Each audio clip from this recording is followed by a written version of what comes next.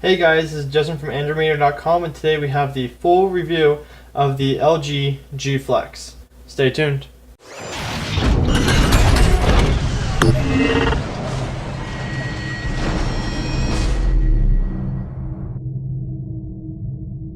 So I've had this phone in my possession for about a month now, and I've got to say that I have a love-hate relationship. It mainly has to do with the screen size, since this is what most people would consider a phablet. It's got a 6.0 inch display, but the only display is at 720p resolution, so you don't have the full HD experience that you would with most modern day phones. On the front, you have a light sensor. You have a 2.1 megapixel camera. You have your your headphone ear speaker, and that's it for the front. Nothing on the sides, no physical buttons. At the bottom, you have your primary microphone, your 3.5mm headphone jack, and your micro USB for charging and syncing. On top, you have your secondary noise cancellation microphone. In the back is where they put the 13 megapixel camera, flash, IR blaster so you can control your TV, and then you also have your volume rocker and power/lock button. At the bottom is also your speaker grill.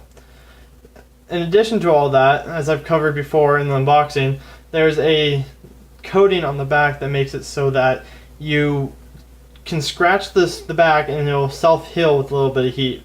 I wanted to try it, but I wasn't brave enough with a review unit, but I saw it live in person at CES and I know it's possible. The only other aspect to the physical side of the hardware is the flex screen, or the flexed hardware, more like it, and you can make it so you can make this phone almost flat, and that's the main selling point to this phone, but I've never really found a use for it. I thought it'd be cool because then you could accidentally sit on it, or it would fit better in your pocket, but I never found any real use for the curved screen besides just a little publicity stunt. Software, you have the usual Jelly Bean lock screen. So you have the 4.2.2 skinned Android, and it's nothing that we haven't seen on the G2 or any of the G series, the Optima series for LG. You have your normal apps, your app bar down here. You can access your widgets there. You can organize them, you can delete different widgets. From the home screen, you have your Google, and you have any widget you want to do. Your home button, you can go up to Google Now. You can do Voice Mate, and you can also do Quick Memo. Anything like Quick Memo, you can also do with the Note 3, where you can take notes and stuff, so that you can just draw on the screen. You can send a little thing, say these, and it's just, you can have a little art fun, but there's no real use to that I found. I've never used it. So besides that, for software, you are packing a Snapdragon 800 processor and 2 gigs of RAM, so this thing never lags, even with the giant screen.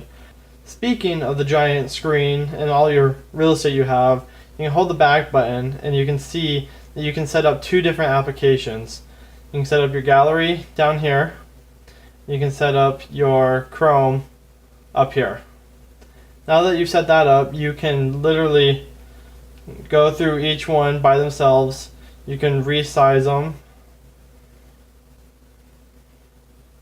And that's pretty much it for the different types of software. There's no real specialty to this phone that isn't on any of the other phones from LG.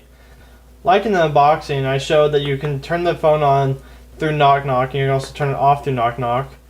And then you can also flip it to its side and enter entertainment zone.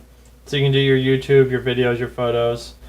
But besides that, there's nothing extraordinary with this phone. It does pack a 13 megapixel camera, which I have found to be absolutely amazing. I shot some of the glass videos with this because it shoots in Ultra HD, and the pictures and the video that come out of this are just super crisp and super clean. I'll let you go look at that later. There isn't anything that's out of the ordinary besides the form factor with this phone. The software is the same as any other LG phone. The hardware is the same exact hardware as the G2. I was hoping that there'd be some major difference with this phone compared to any other phone on the market, but to be completely honest, I haven't found anything. So besides the curved screen and the curved glass, there isn't much to say about this phone that's anything new, anything different. So this is Justin signing off from AndroidMeter. Talk to you guys later.